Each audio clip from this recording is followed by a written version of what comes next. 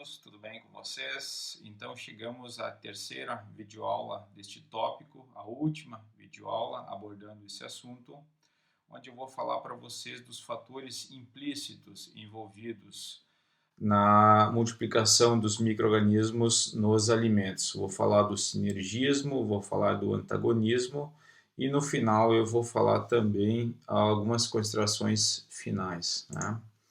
Então, nas duas videoaulas anteriores, eu abordei os fatores extrínsecos, os fatores intrínsecos, e agora vamos falar dos fatores implícitos, tanto aqueles que contribuem para o desenvolvimento de alguns micro-organismos, quanto aqueles que dificultam a multiplicação de alguns grupos de micro-organismos, tá?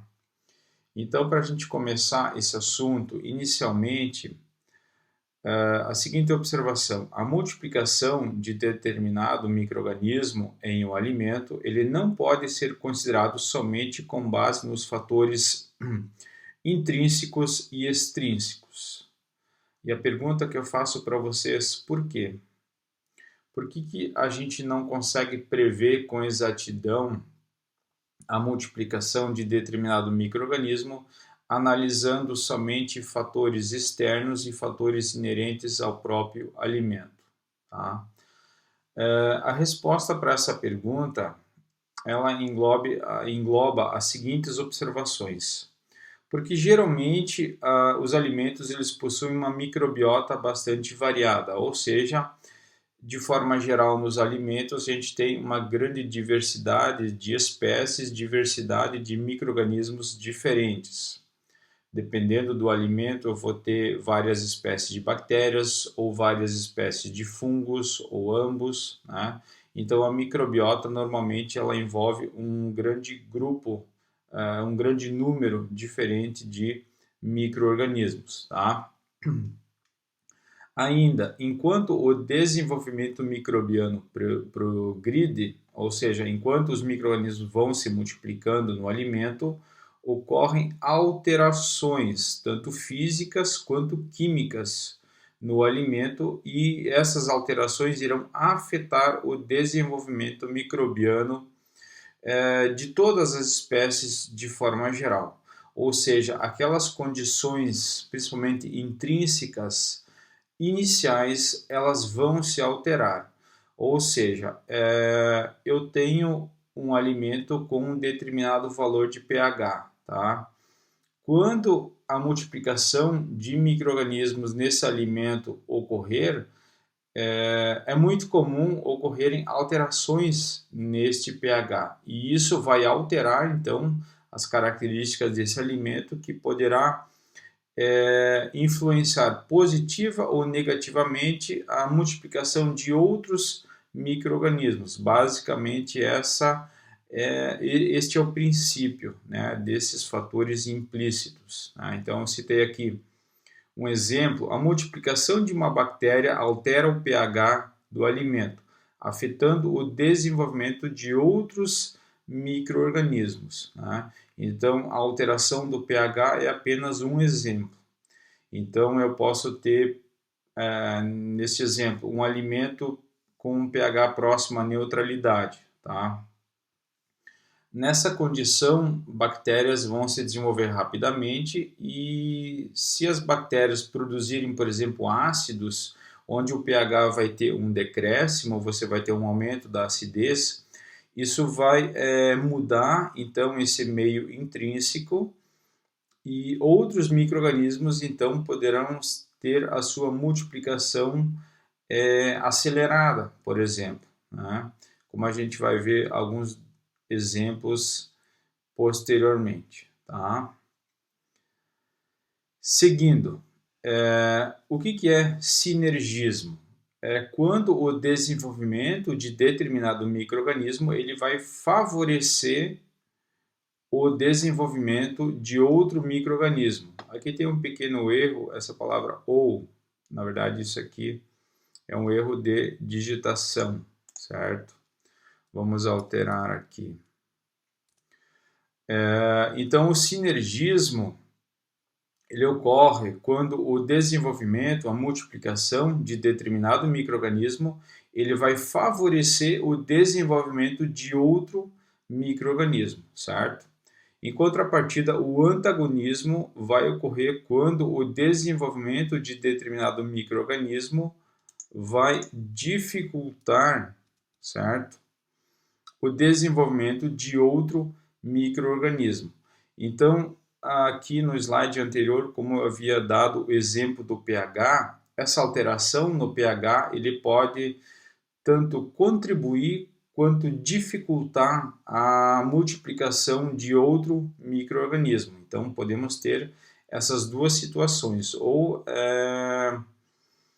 esses fatores eles vão ser sinérgicos ou antagônicos, ok? Então, nós temos, como inicialmente já mostrado, vários fatores que envolvem sinergismo e tanto vários fatores também que envolvem o antagonismo, certo? Então, eu vou falar um pouco sobre cada um destes fatores. Sobre a disponibilização de nutrientes, então, isso pode, em muitos casos, favorecer o desenvolvimento de micro-organismos que inicialmente teriam dificuldade de se multiplicar neste alimento. Exemplo, micro-organismos que quebram moléculas complexas, como por exemplo polissacarídeos, proteínas, tá? Ou micro-organismos que sintetizam enzimas. Então esses micro-organismos que inicialmente vão se desenvolver, eles vão liberar, por exemplo, aqui carboidratos mais simples, aqui aminoácidos e aqui vitaminas, né? E essas alterações elas vão de certa forma contribuir, facilitar o desenvolvimento de outros micro-organismos que inicialmente não poderiam ou teriam dificuldade de se multiplicar. Porque, por exemplo, para se desenvolver num ambiente onde a fonte de carbono, de carboidratos, é a partir de carboidratos complexos, o micro-organismo ele precisa ter as enzimas responsáveis para degradar essas moléculas complexas, né? Então, bactérias, por exemplo, ou mesmo fungos que tenham, por exemplo, a alfa e beta amilase, eles poderão degradar o amido e liberar açúcares mais simples. E esses açúcares mais simples poderão então ser utilizados por outros micro-organismos que não têm a capacidade de quebrar, por exemplo, polissacarídeos. Então, esta é a lógica por trás do sinergismo da disponibilização de nutrientes, certo? Próximo fator, mudanças de pH, tá?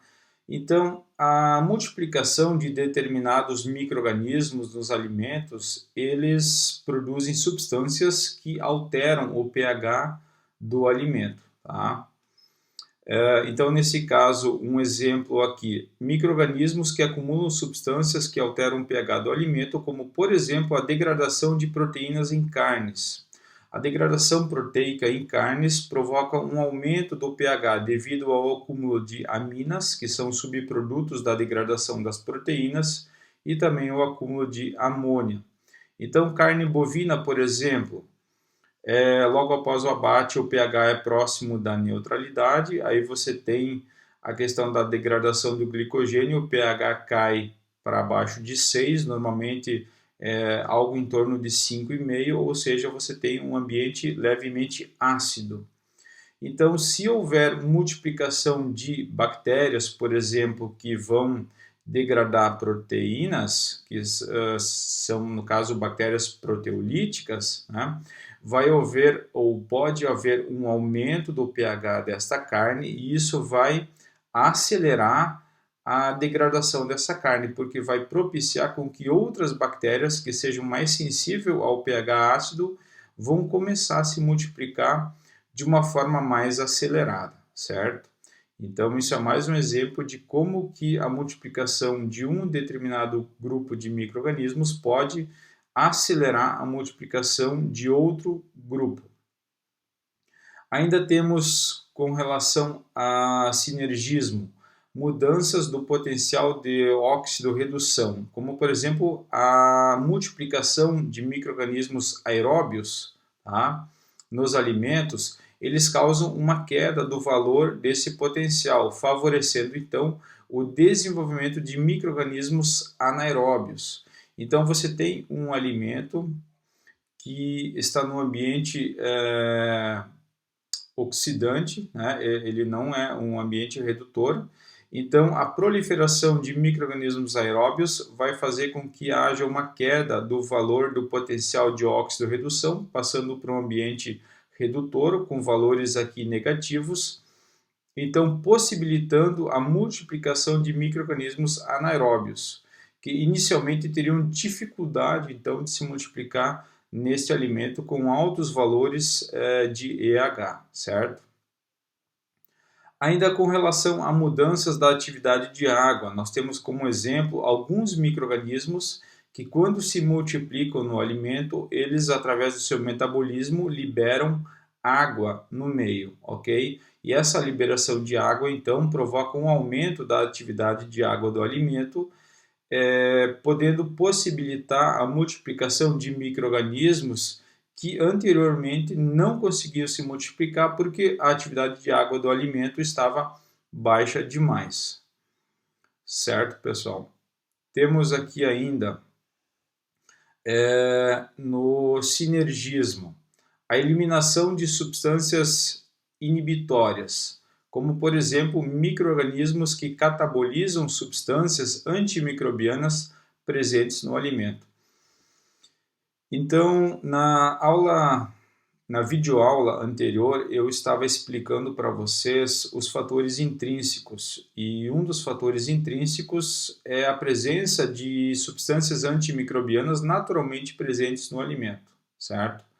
Alguns micro-organismos, eles degradam essas substâncias. Então, por exemplo, a multiplicação destes micro-organismos no alimento pode propiciar o desenvolvimento de outros micro-organismos que inicialmente estavam sendo inibidas por essas substâncias antimicrobianas presentes no alimento. Tá? E por último, a deterioração de estruturas biológicas. Isso acontece principalmente nas barreiras biológicas, nas barreiras protetoras, por exemplo, de frutas e hortaliças, onde você tem, por exemplo, o ataque de bolores, que liberam enzimas que vão degradar essa casca, essa barreira protetora, vão atacar essa barreira biológica, permitindo a entrada de outros micro-organismos. Então isso acontece, por exemplo, em frutas que tem uma casca não muito espessa, uma casca não muito rígida, né? Aqui tem o exemplo do mamão, mas acontece na maçã, acontece no tomate, acontece no morango, onde o desenvolvimento inicial de bolores, ele causa um rompimento dessa barreira biológica, permitindo a entrada de outros micro-organismos que inicialmente não conseguiriam furar essa barreira biológica, certo, pessoal? E agora passando então para as relações antagônicas, o antagonismo, como que a multiplicação de determinado micro-organismo em um alimento pode dificultar a multiplicação de outros grupos de micro-organismos, certo? Então nós temos alguns fatores envolvidos aqui também, como por exemplo a interferência da microbiota natural. Então a microbiota natural de vários alimentos ela inibe determinados patógenos bacterianos. Isso aqui é um exemplo, né? Como que essa inibição acontece? A microbiota natural destes alimentos, ela produz, por exemplo, antibióticos, água oxigenada, diacetil, bacteriocinas, provoca também queda do pH, redução dos nutrientes disponíveis, né? Então a escassez de nutrientes do alimento também inibe a multiplicação de micro-organismos. E aqui bacteriocinas são substâncias tóxicas produzidas por bactérias que são substâncias que são tóxicas a outras bactérias.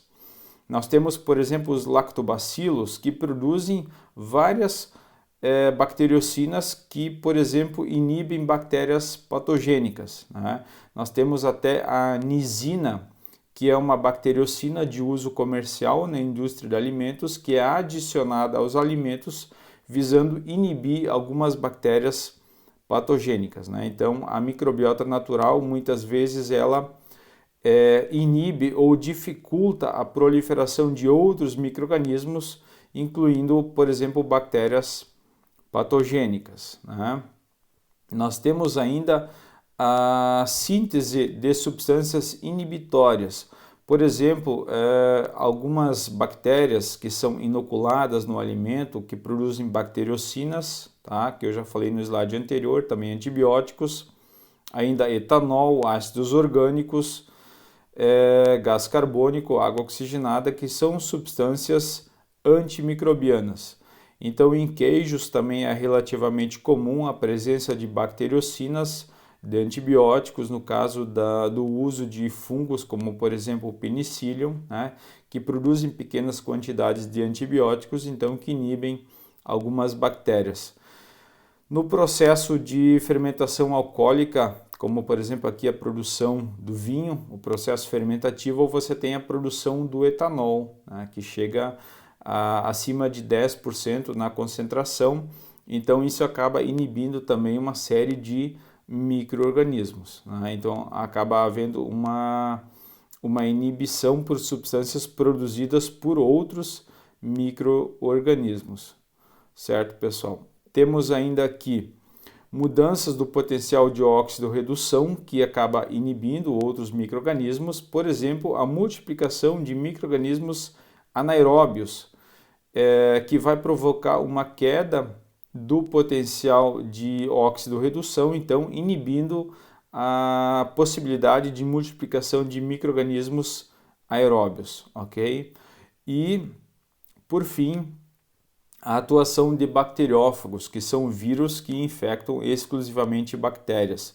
Isso é um problema principalmente em indústrias que trabalham com processos fermentativos, onde usam bactérias como culturas iniciadoras, as famosas culturas starters, né? Então, se você tiver uma contaminação, por exemplo, das culturas starters com bacteriófagos, você pode ter uma destruição dessas bactérias ou uma inibição da sua capacidade de fermentação, e isso vai dificultar enormemente o processo fermentativo, a multiplicação desses micro-organismos iniciadores neste alimento que vai ser fermentado, certo? E após abordar todas essas questões, é importante a gente destacar o chamado conceito das barreiras, tá? Que é também conhecido como teoria dos obstáculos de Leinster, que foi o cientista que elaborou esse conceito, tá? E ele é mais conhecido como uso de métodos combinados. E essa estratégia, a estratégia do conceito de barreiras, nada mais é do que você, para evitar o desenvolvimento microbiano nos alimentos, para você evitar ou dificultar que isso aconteça, em vez de você colocar apenas uma única barreira, por exemplo, um fator extrínseco ou fator intrínseco, você cria várias barreiras menores para inibir o desenvolvimento microbiano, certo? Isso se mostra mais eficiente e você não precisa fazer uma barreira tão alta assim com um único fator, certo? E aí a gente pode citar vários exemplos. Que nem aqui a gente tem a questão da temperatura, atividade de água, pH, potencial de óxido-redução. Então, em vez de eu criar uma única barreira para inibir a multiplicação dos micro-organismos nos alimentos, tanto de patógenos quanto de deteriorantes, eu crio várias barreiras menores, tá? Que de repente não vão alterar tanto o alimento e vão ser eficientes na inibição da multiplicação dos micro-organismos. E aí eu coloquei aqui um gráfico que eu já apresentei numa videoaula anterior, mostrando para vocês, por exemplo, que determinado micro-organismo que tem um mínimo e um máximo na temperatura de multiplicação, Quando eu altero, por exemplo, o pH, essa faixa ela é estreitada, né? Então você cria uma espécie de barreira. Se eu colocar aqui ainda mais uma outra barreira, como por exemplo baixa atividade de água, os extremos de temperatura, onde esses micro-organismos conseguem se multiplicar, vai ser estreitado mais ainda, ou seja, eu crio uma série de barreiras dificultando a multiplicação dos micro-organismos. Vamos imaginar que eu tenho aqui um alimento qualquer que eu queira mexer somente na temperatura, tá? Então eu com certeza vou ter que usar uma temperatura muito baixa, uma temperatura de congelamento. Em vez de usar uma temperatura extrema, eu vou usar uma temperatura mediana e aliado a uma queda da temperatura, eu posso reduzir um pouco a atividade de água. Eu posso, por exemplo, fazer um processo de acidificação, né? Então, a atuação simultânea de várias barreiras ela vai ser muito eficiente na inibição da multiplicação então de fungos e bactérias no alimento. E aí aqui eu cito alguns exemplos práticos. Por exemplo, o iogurte, né? Os leites fermentados de forma geral, eles têm várias barreiras que evitam ou dificultam o desenvolvimento microbiano neste produto final. Por exemplo, pH ácido, temperatura de refrigeração, a presença de ácido lático, a presença possível de bacteriocinas, que são substâncias que são produzidas pelas bactérias láticas, né? Então são várias barreiras que eventualmente bactérias patogênicas ou bactérias deteriorantes ou mesmo fungos deteriorantes presentes ali vão ter que vencer para conseguir se multiplicar e assim causar problemas neste alimento. Então várias barreiras são muito eficientes e são obviamente mais eficientes do que eu criar uma única barreira, como por exemplo somente a refrigeração, né? Se nós pegarmos um outro exemplo, um salame, né? Então, quais que são as barreiras microbiológicas nesse tipo de produto? Você tem a questão do sal, que vai baixar a atividade de água, porque vai aumentar a pressão osmótica. O processo de defumação, ele vai retirar parte da água deste produto. Você tem uma desidratação parcial na defumação, então vai cair mais ainda a atividade de água. A defumação também insere nesse produto algumas substâncias químicas que são antimicrobianas, então isso é mais uma barreira. A adição de sais de cura, nitrato e nitrito também tem ação contra algumas bactérias patogênicas, como por exemplo Clostridium botulinum, né? Se esse salame for um produto fermentado, onde muitas vezes eles são fermentados, através de um processo de fermentação lática, você vai ter uma queda do pH, então o pH ácido vai ser mais uma barreira à proliferação de micro-organismos. Então, de forma geral, com o uso de diversas barreiras, pessoal, consegue-se inibir de forma bastante satisfatória a multiplicação de micro-organismos no produto final, que seria algo indesejável, tanto micro-organismos patogênicos quanto micro-organismos deteriorantes, certo? Algumas considerações finais sobre todas essas questões que a gente viu nessa videoaula e nas duas videoaulas anteriores, que a gente abordou fatores intrínsecos e extrínsecos. Isso aqui é bem importante, tá, pessoal? O perfil da multiplicação microbiana nos alimentos, ou seja, quais os micro-organismos e em que velocidade eles vão se multiplicar, sempre será resultado da interação de todos os fatores simultaneamente, fatores intrínsecos, extrínsecos e também os fatores implícitos, certo? Então a gente nunca pode avaliar um fator de forma isolada, somente atividade de água, ou somente temperatura, ou somente pH. Todos os fatores vão influenciar simultaneamente e o resultado dessa interação é que vai determinar Se há possibilidade de desenvolvimento microbiano, sim ou não. Isso vai ser o resultado da combinação de todos os fatores. Se há possibilidade de multiplicação de micro-organismos, qual grupo ou quais grupos irão se multiplicar? Né? Porque muitas vezes os fatores eles vão permitir que somente determinados grupos de micro-organismos se multiplicam e outros sejam inibidos. Né? Os micro-organismos ou os grupos de micro-organismos que vão se multiplicar nesse produto final, em que velocidade será essa multiplicação? Né? Nem sempre é fácil prever esse comportamento dos micro-organismos com exatidão, tá?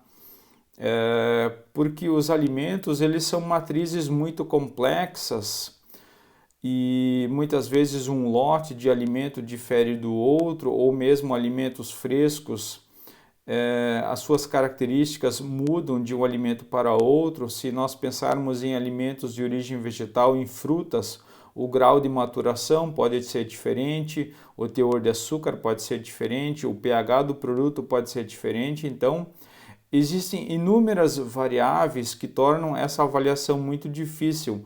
A microbiota presente em cada alimento ela pode ser muito diferente, muitas vezes de um local para outro, né? Um alimento in natura aqui no Rio Grande do Sul pode ter uma microbiota muito diferente do que o mesmo alimento in natura lá em São Paulo ou no Nordeste ou em outro país. Então isso tudo é muito complexo para ser avaliado de forma exata, né? Então o que a gente vê aqui são conceitos gerais de parâmetros que influenciam no desenvolvimento dos micro-organismos nos alimentos. E aqui, após essas considerações finais, eu vou fazer um adendo falando um pouco sobre microbiologia preditiva. Talvez vocês ainda não ouviram falar nesse termo.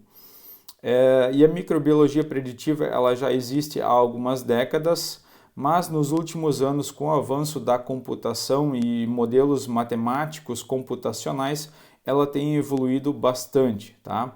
O que é a microbiologia preditiva?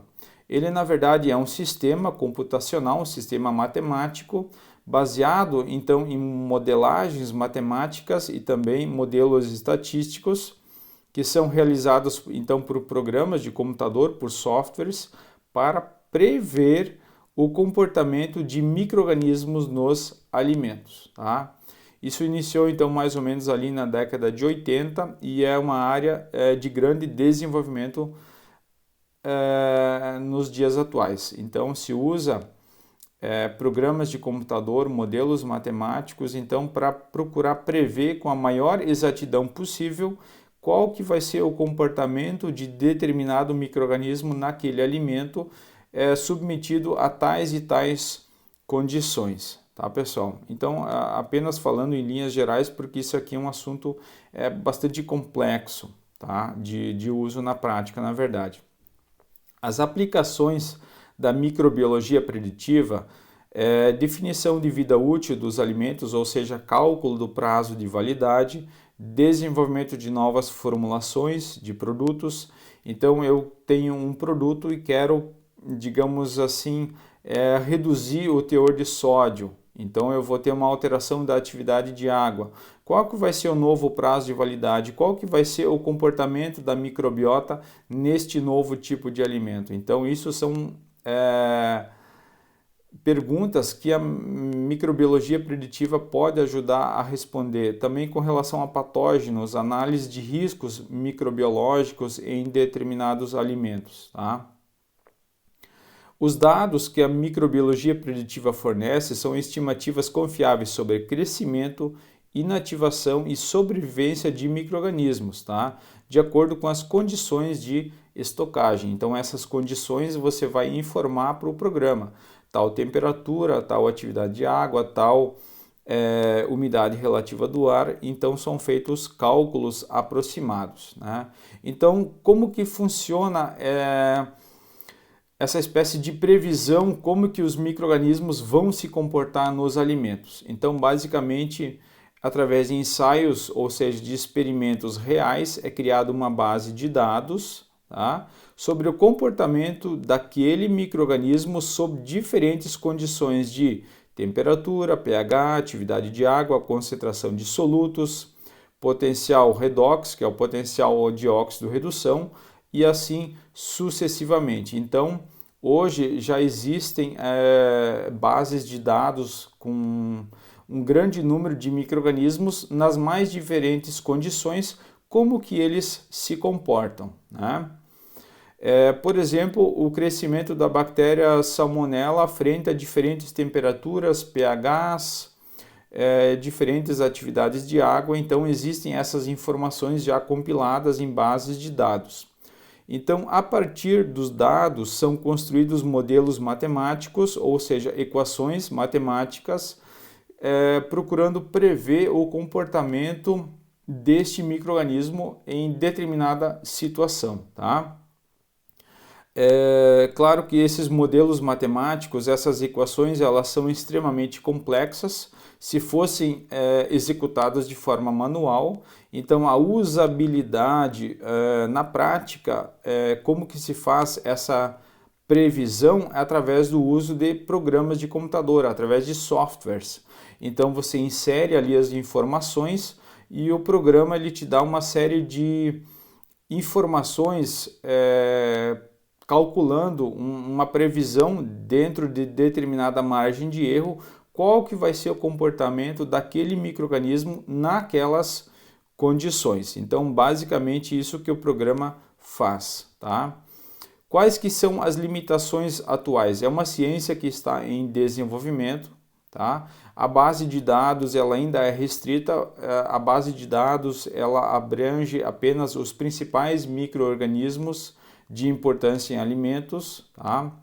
Para prever o comportamento exato de determinado micro-organismo frente à variação de vários parâmetros simultaneamente, ainda é algo relativamente difícil, porque você tem inúmeras variáveis que interferem na multiplicação de determinado micro-organismo, né?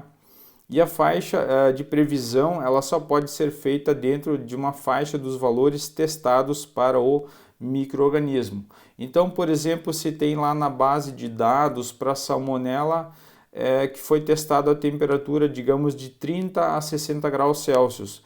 E se você quisesse fazer um teste a 15 graus Celsius, isso não é possível porque essa informação então não está na base de dados, né? O uso no Brasil ainda é incipiente, ou seja, muito restrito. Na prática, praticamente não se utiliza ainda, mas acredita-se que nas próximas décadas, nos próximos anos, com o avanço de modelos computacionais mais avançados, com o próprio avanço da inteligência artificial, acredita-se que essa área da microbiologia, tá? Da microbiologia preditiva, não só na área de alimentos, mas nas mais diversas áreas da microbiologia, ela vai ter um avanço bastante grande, tá? E existem hoje várias bases de dados, por exemplo, aqui o Departamento de Agricultura dos Estados Unidos, né? Tem aqui então o site que vocês podem acessar para ver comportamento de determinados micro-organismos nas mais diversas condições, né? Então aqui tem com relação à temperatura, crescimento, inativação pelo calor, sobrevivência, transferência de vários micro-organismos. Então isso é uma base de dados que traz uma série de informações do comportamento destes micro-organismos nessas condições, né? E essa base de dados aqui, chamada de Combase, tá? Tem aqui também o endereço eletrônico, ela é mais completa e ela tem uma grande quantidade de informações dos mais diversos micro-organismos, como que eles se comportam em diferentes temperaturas, em diferentes pHs, em diferentes atividades de água, né? Então, baseado nessas informações, só para fazer um fechamento aqui, né, pessoal? você insere essas informações em programas de computador e esse programa de computador, então, ele vai te dizer com uma certa margem de erro qual é provavelmente o comportamento daquele micro-organismo naquela condição, tá? Então, acredita-se que nos próximos anos vai haver um grande avanço nas possibilidades, né, do uso da microbiologia preditiva e então, com certeza, nos próximos anos vocês vão ouvir falar cada vez mais de microbiologia preditiva e, de repente, possivelmente, alguns ou muitos de vocês vão acabar ainda utilizando esses recursos tecnológicos, então, para prever prazo de validade de determinado alimento, para prever qual o comportamento de uma bactéria específica num produto que vocês estão desenvolvendo e assim, vários outros exemplos que a gente poderia citar.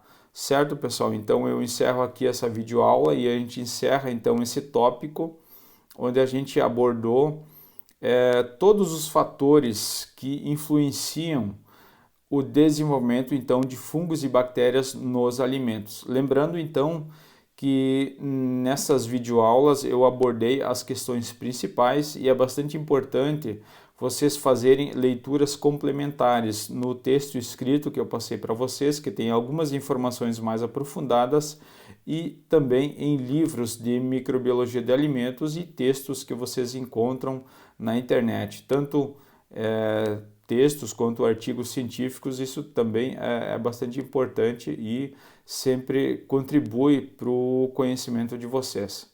Tá bom, pessoal? Então, por hoje seria isso. Até a próxima videoaula.